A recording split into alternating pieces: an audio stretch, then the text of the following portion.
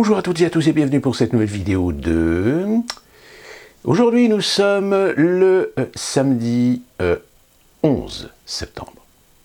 Et évidemment, cela fait 20 ans maintenant que l'Amérique a changé de cap, a changé de visage, du fait de cette tragédie telle qu'on pourrait le considérer, que furent les attaques sur le territoire américain,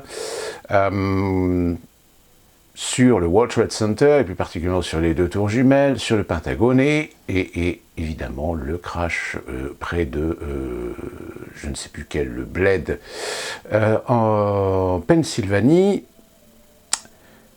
Le fait est, c'est que je ne vais pas revenir sur les événements à proprement parler, parce que tout a été dit, tout a été expliqué. Des questions restent en suspens, certains apportent des réponses sur l'événement lui-même. Et évidemment, dans ce genre de situation, on peut parfois voir, entendre, lire des choses tout aussi extrêmes, comme tous ces gens qui nous disent que ben non, il n'y a jamais eu d'avion, que c'est des avions virtuels, etc. Enfin bon... Voilà, c'est pas le but de cette vidéo de faire refaire un état de tout ce qui a été dit, de tout ce qui a été montré, démontré, sur l'effondrement des tours, sur le World Trade Center 7, est-ce qu'il a été volontairement effondré, mais parce qu'il y avait... Enfin, voilà, je veux dire, chacun y voit ce qu'il veut y voir dans cet événement, de ce fait que... En revanche, il a été crucial pour le reste, évidemment, de la décennie, des 2 décennies qui suivront, puisque les événements du 11 septembre auront affirmé, je pourrais même dire confirmé, la nouvelle menace du monde libre, qui est le terrorisme islamique radical, par la représentation de ce fameux groupe qu'on a appelé Al-Qaïda pendant un temps, mené par un Saoudien du nom de Ben Laden, ce Ben Laden qui par la suite, eh bien, on a réussi finalement à l'éliminer.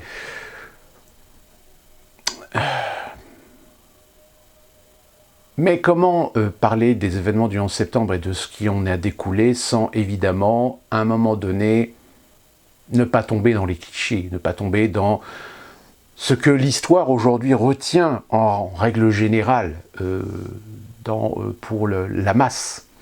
Le fait est, c'est qu'avant les événements du 11 septembre, on avait des gens qui nous avaient déjà prévenus. Avant les événements du 11 septembre, certains dossiers, certains projets incitaient, invitaient, préconisaient des attentats sur le World Trade Center. Je rappelle qu'il y avait déjà eu un attentat, je crois en 96, dans les souterrains, dans les parkings, pardon, des tours, qui avait échoué plus ou moins, qui avait quand même fait pas mal de dégâts. Oui, le 11 septembre a été un bon prétexte pour débouler en Afghanistan. Sauf que 20 ans après, aujourd'hui, l'Afghanistan, on se rend compte que ça n'a pas servi à grand-chose. Oui, ça a permis aux États-Unis d'asseoir une hégémonie qui a été jusqu'au point de vouloir essayer d'entraîner des alliés dans des croisades, où même la France, finalement, n'a pas suivi avec l'Irak. Oui, ça a permis aux États-Unis d'asseoir son hégémonie en matière de réglementation internationale. Oui, ça a permis aux États-Unis, par exemple, de faire tomber le verrou du secret bancaire en Suisse. Ça a permis aux États-Unis d'obliger un certain nombre de pays d'accepter de fournir des informations, pas seulement bancaires, mais aussi un ensemble d'informations, sous peine éventuellement d'être punis par les États-Unis. Ce qui fait que l'une des conséquences des événements du 11 septembre, ce ne sont pas des guerres, ou ce n'est pas la révélation au monde libre que la nouvelle menace, c'est l'islamisme radical. L'islamisme radical n'est qu'un jeu, n'est qu'un jouet, n'est qu'un outil alimenté par d'autres alliés. Ça a été en réalité une opportunité pour les États-Unis de mettre la main sur ce qu'elles n'auraient jamais dû mettre la main, c'est-à-dire sur nos souverainetés, sur nos libertés. Aujourd'hui, vous ne pouvez plus rien faire, vous ne pouvez plus rien acheter sans que les États-Unis soient au courant. Aujourd'hui, même les services de renseignement français sont obligés de passer par des sociétés qui, elles aussi, ont des obligations de laisser des backdoors, de laisser la possibilité aux services de renseignement américains de récupérer des données de certains pays, ou tout du moins du renseignement de certains pays. Je vous ferai référence de cette vidéo que j'ai faite sur Palantine. Oui, les événements du 11 septembre ont été un moment charnière dans l'histoire. Preuve en est, c'est que même quand on en parle, on se souvient tous de ce que l'on faisait ce jour-là. Mais en dehors, évidemment, de l'ampleur, en dehors de l'envergure de cet événement, encore aujourd'hui, est-ce qu'on peut considérer que les jeunes générations comprennent? Est-ce que les jeunes générations peuvent interpréter ce que nous avons connu avant le 11 septembre? Tout comme est-ce que les jeunes aujourd'hui peuvent comprendre ce que c'était que vivre pendant la guerre froide? Non. Les jeunes qui vivent aujourd'hui, qui étaient peut-être encore des gamins ou qui n'étaient pas encore nés en 2001, sont en train aujourd'hui d'évoluer dans un monde qui n'est plus du tout celui que nous avons connu. Dans un monde où la technologie en a fait presque des esclaves. Des esclaves parce qu'on le voit bien, ils sont abreuvés par les réseaux sociaux, ils sont drogués aux jeux vidéo.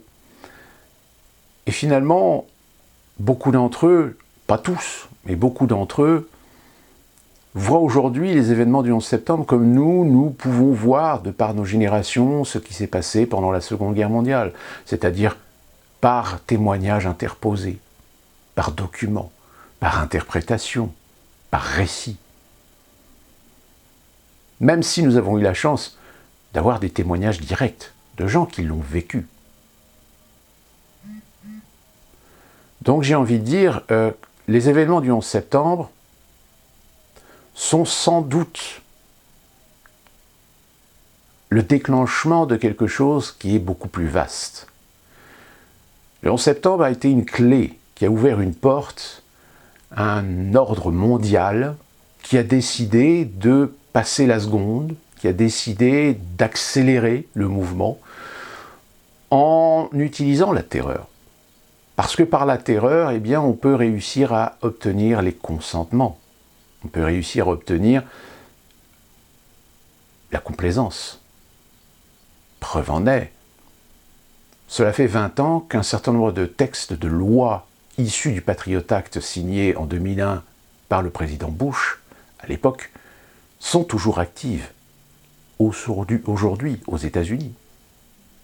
Alors qu'aujourd'hui, oui, est-ce qu'il y a encore une menace terroriste? Possible. Oui. Est-ce qu'aujourd'hui, 20 ans après, on a réussi à gagner la guerre pour la liberté contre l'obscurantisme? La réponse est non.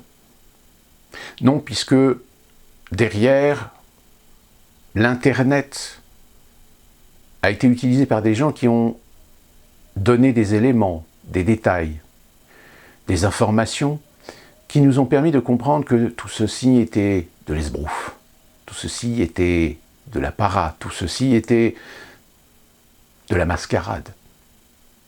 Si l'histoire officielle pour la masse, c'est de dire les événements du 11 septembre est une attaque terroriste contre l'Amérique et contre le monde libre, légitimement aujourd'hui, ce monde libre de se défendre, voire d'attaquer, à tort ou à raison, force est de constater qu'aujourd'hui, le résultat, eh bien, il est... On ne peut même pas dire qu'il est mitigé, on peut dire qu'il est catastrophique.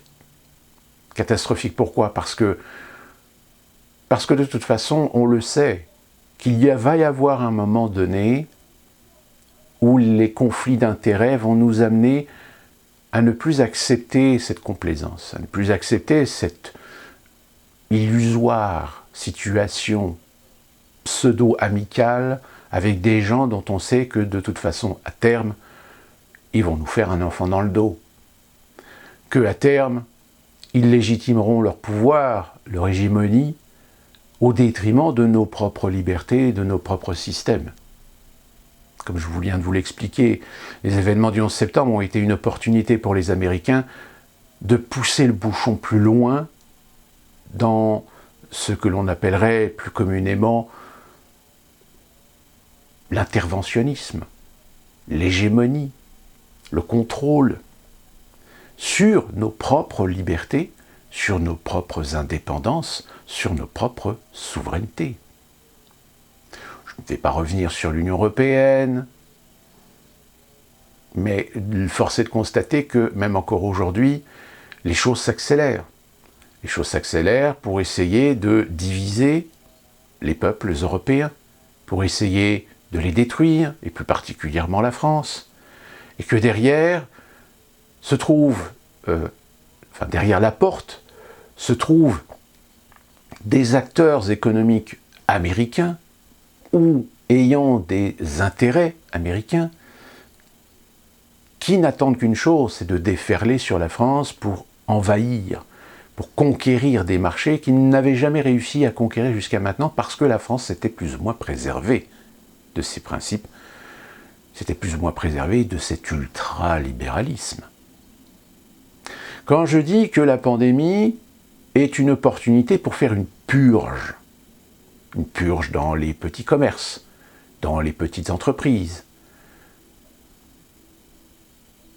Comme je vous l'ai dit, il y a aujourd'hui une multitude de franchises américaines qui attendent à la porte du marché français pour débouler, pour remplacer, pour récupérer ces secteurs, pour récupérer cette part de merchandising, pas de merchandising, mais d'achalandise, de par la pénurie, de par la disparition de ces petits commerces, de ces commerces spécifiques, je dirais même de ces commerces culturellement spécifiques à la France. Regardez, l'Union européenne a décidé de vouloir essayer de tenter de faire passer les huiles essentielles, et plus particulièrement de lavande, comme étant des poisons. Ben oui, c'est des poisons si vous vous en servez mal. C'est des poisons si vous ne respectez pas les règles d'utilisation. Mais j'ai envie de dire comme beaucoup de nombre de produits. Si on considère que chaque produit, s'il est mal utilisé, doit être classifié comme poison, ben dans ce cas-là, même l'aspirine devient un poison. Mais c'est quoi l'intention? Quelle est en réalité la motivation de gens d'aller dans ce sens, d'essayer d'interdire des produits que, oui, il y aura toujours des cons pour ne pas s'en servir correctement, mais c'est que derrière, il y a peut-être autre chose. C'est que derrière, on a bien l'intention d'interdire des produits pour les substituer à d'autres.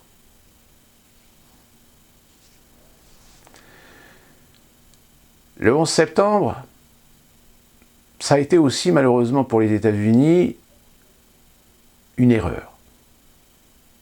Une erreur parce que les Américains n'ont pas su gérer l'émotionnel que cela a généré.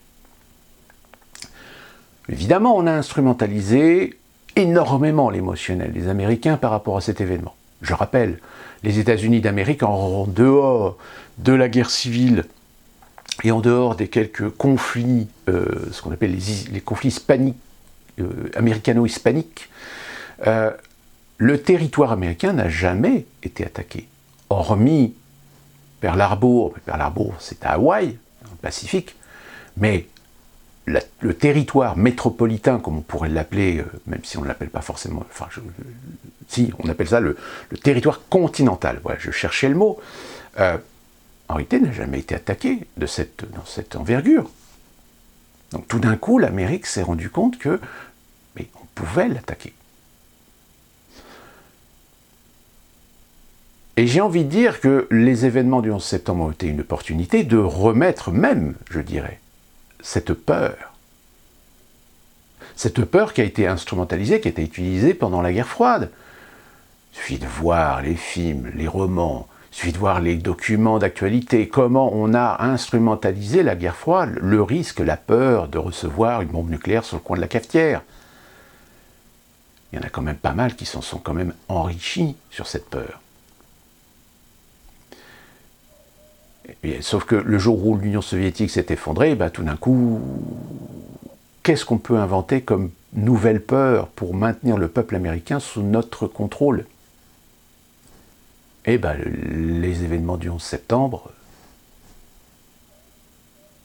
Sauf qu'aujourd'hui, cette peur, évidemment, vu les couacs, vu les échecs, vu la complexité, vu le casse-tête chinois qu'est la croisade contre l'islamisme radical, aujourd'hui aux États-Unis, ils essaient de convertir les Américains à une nouvelle peur, celle de la Chine, celle de la Russie.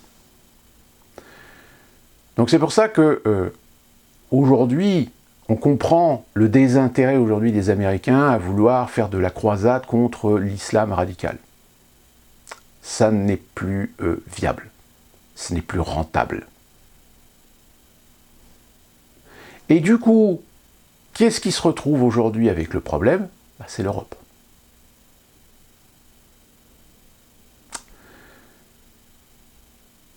C'est un véritable sac de nœuds de toute façon que l'héritage, on va dire, du 11 septembre, c'est que malheureusement, on s'est laissé embarquer dans quelque chose qui, de toute façon, on n'aurait jamais dû mettre le doigt dedans.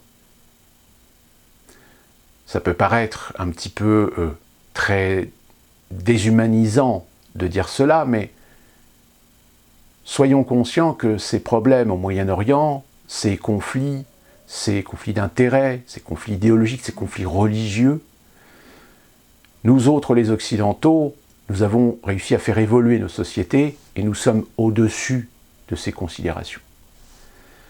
Et comme malheureusement nous sommes au-dessus de ces considérations, eh bien malheureusement nous avons laissé le pouvoir à des gens qui ont décidé d'instrumentaliser ces conflits religieux, ces conflits tribaux, ces conflits ethniques, pour les exporter, ou les importer, pardon, non, les exporter, les importer, c'est les importer, pardon, dans nos pays. Et justement, utiliser ces conflits qu'il y a dans ces pays-là, chez nous. Et ainsi, ça permet d'alimenter le feu, d'alimenter la discorde, d'alimenter les conflits communautaires, ethniques, religieux, et tout le touti. Ça, c'est une des conséquences des événements du 11 septembre. Parce qu'avant le 11 septembre, oui, nous avons en France une immigration majoritairement musulmane.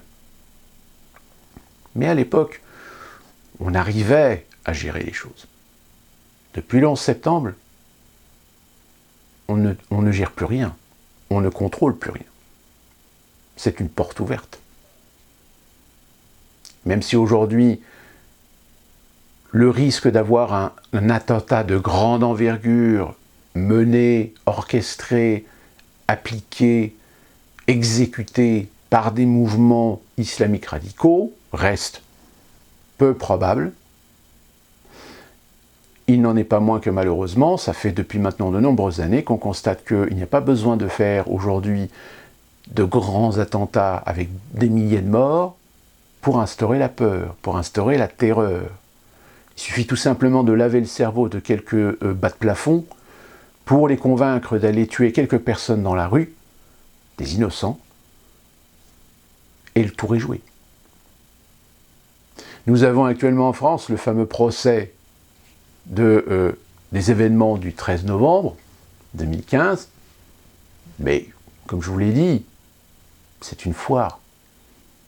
C'est une foire, ça ne sert à rien. c'est une comédie de justice. Preuve en est, c'est que même Al-Islam en joue énormément.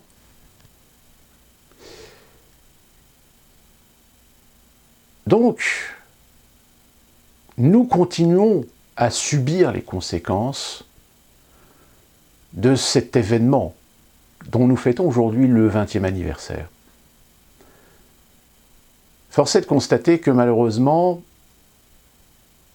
si aujourd'hui le 11 septembre est quelque chose qui nous a impacté, parce que nous l'avons vécu, indirectement ou directement,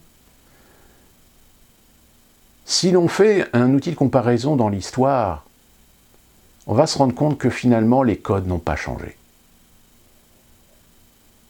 Que chaque événement, dans son envergure, dans son importance, dans son influence, dans ses conséquences, ont toujours permis à certains d'en tirer profit. Il n'y a pas de morale absolue. Il n'y a pas de vérité ou de vertu absolue face à des événements qui en conviendront à tous, l'ignominie, la terreur, la dramaturgie, le fait de voir des gens mourir alors qu'ils n'y sont absolument pour rien, des petites manigances, des petits conflits, des petites manipulations géopolitiques. Le problème, c'est qu'il arrive un moment où ça commence à se voir. Et là, aujourd'hui, avec les États-Unis d'Amérique, qui avec à sa tête un président un peu sénile, qui d'ailleurs vient de nous faire un discours qui va relancer encore pas mal de problèmes, puisque il a encore menacé, comme je vous l'ai expliqué, je ne pense pas que l'État fédéral a les capacités de décréter ou de légiférer sur une obligation vaccinale, mais on sent bien dans le discours récent de Biden que ça les démange. Mais encore une fois, la fracture est tellement profonde dans la société américaine que les divergences, que les différends entre certains États sont aujourd'hui des barils de poudre qu'il ne vaudrait mieux pas allumer la mèche. Je vous ai parlé dans la dernière vidéo du maire de Portland qui veut essayer de légiférer sur un décret pour faire du boycott contre le Texas. C'est infime, hein, mais ça donne un petit peu la mentalité et l'esprit qui règne aujourd'hui aux États-Unis. Et d'ailleurs, ce qui est assez amusant, c'est que tous ces Américains qu'on a entendus à l'époque de Trump, qui crachaient sur Trump, qui insultaient Trump, qui pour la grande majorité d'entre eux ont voté pour Biden contre Trump, mais pas pour Biden, que très sincèrement, ils l'admettaient déjà aussi à l'époque. Ils auraient bien aimé voter pour quelqu'un d'autre que Joe Biden, mais évidemment, on ne leur a pas donné le choix. Eh bien aujourd'hui, face à certains événements, c'est quand même formidable que ces gens-là, quand on leur dit « mais dites ce que vous voyez là, ce qui est en train de se passer là, comment ça se fait que vous n'avez pas d'indignation comme vous l'avez fait quand c'était Trump ?» Non, c'est le silence. C'est limite le silence, c'est limite je baisse la tête et je regarde par terre. Parce que j'ai honte. Parce que j'ai honte de ne pas admettre la réalité. Parce que j'ai honte d'avoir voté pour un président qui, en réalité, ne fait que continuer la déliquescence du pays, continuer le déclin du pays. Je rappelle pour la petite information, Joe Biden avait promis de ne pas lever de taxes Eh bien, il y a quelques semaines, on a appris que, évidemment, ça n'a pas été annoncé de façon tambour et trompette dans les médias américains, mais on a appris que Biden, finalement, va retourner sa veste et va bien augmenter un certain nombre de taxes sur les petits commerces, les petites entreprises, les petits entrepreneuriats. Alors ce sera des taxes, ce sera des augmentations selon les niveaux d'activité, le niveau du chiffre d'affaires, etc. Je peux vous dire que là, il y a des petits commerçants, des petites entreprises progressistes, ils l'ont là.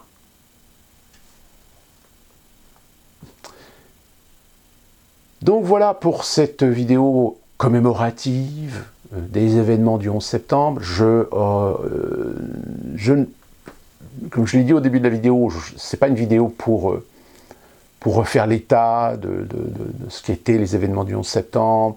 Est-ce qu'il y a eu des avions, il n'y a pas eu des avions? Est-ce qu'il y a eu un avion sur le Pentagone?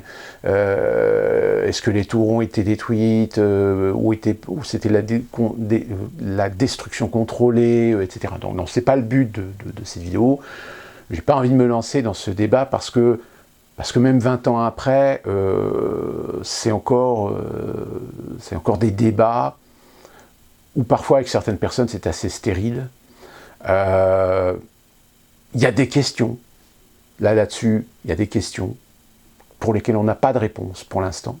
Moi j'avais juste fait un petit commentaire sur quelqu'un où je lui avais dit c'est quand même bizarre que en 20 ans nous avons vu des technologies évoluer et qu'aujourd'hui on serait tout à fait capable, grâce à des logiciels très puissants, grâce même à de l'intelligence artificielle, de rentrer toutes les données techniques de structure du World Trade Center et plus particulièrement des 2 tours jumelles, et de faire des simulations pour voir comment les immeubles se comporteraient selon différents scénarios, avec les avions, avec la chaleur, les incendies, et tout le tralala, etc.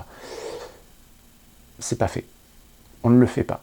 Pourtant, ce serait dommage, parce que ce genre de choses, si on le faisait, ça finirait par clouer le bec à toutes les théories du complot, etc.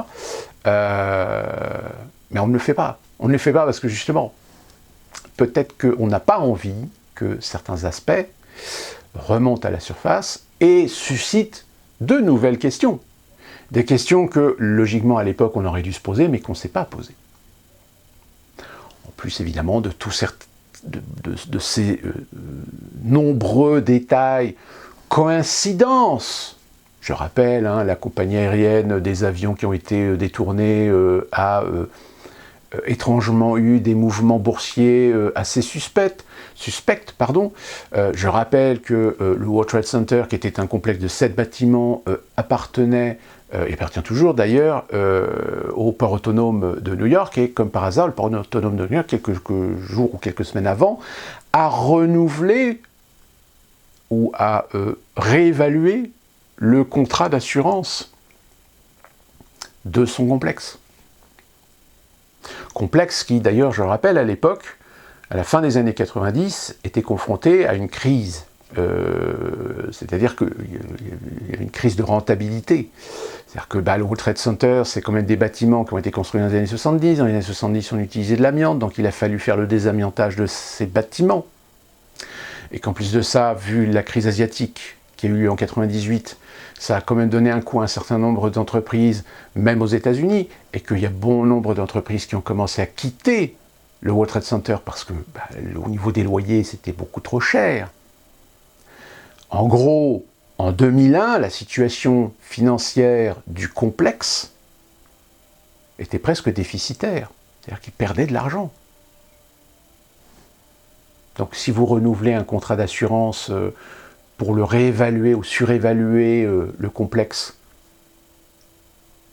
et que tout d'un coup, par hasard, miraculeux hasard, le complexe subit une attaque terroriste, les 2 tours sont détruits, tout l'ensemble du complexe est détruit, etc. Et l'assurance a payé. Oui, les questions restent sans réponse. de comment se fait-il que la fameuse caméra de surveillance de l'entrée, d'une des entrées du Pentagone, on est en train de enfin, à l'époque, on nous a expliqué, oui, mais vous savez, la technologie, parfois, il y a des bugs, donc il manque des images. Ben oui. Et là encore, c'est un bug qui est miraculeux parce que le bug est arrivé au moment où l'objet qui a percuté le Pentagone, on ne le voit pas. Tout comme il est étrange de constater que le Pentagone est entouré d'un certain nombre d'hôtels, d'un certain nombre d'entreprises qui ont des caméras de surveillance, etc. et qu'on n'a jamais vu ou trouvé d'autres supports vidéo. C'est quand même étrange, non? Enfin voilà, c'est des tas de questions pour lesquelles, pour l'instant, on a des gens qui apportent des réponses, mais c'est des réponses qui sont un peu vagues, qui ne sont pas très argumentées, ou qui sont un peu faciles. Et on est toujours confronté à ce problème de la coïncidence. Quelle coïncidence! Comme par hasard. Ça fait beaucoup trop de hasard. Mais voilà, ça, chacun d'entre vous, par le biais de YouTube, par le biais d'Internet, voilà, vous faites votre propre avis sur ces événements. Moi, personnellement, il y en a un qui a fait quelque chose qui est assez détaillé, qui est assez intéressant, même si lui aussi, il donne parfois des éléments d'information, mais ça reste un peu, voilà, un petit peu avec des raccourcis, etc. C'est Olivier Berruyer, sur son site Les Crises, qui, il y a maintenant quelques années, a fait plusieurs dossiers comme ça sur le World Trade Center et le Pentagone, qui sont assez complets, qui sont assez intéressants, etc., avec pas mal de liens.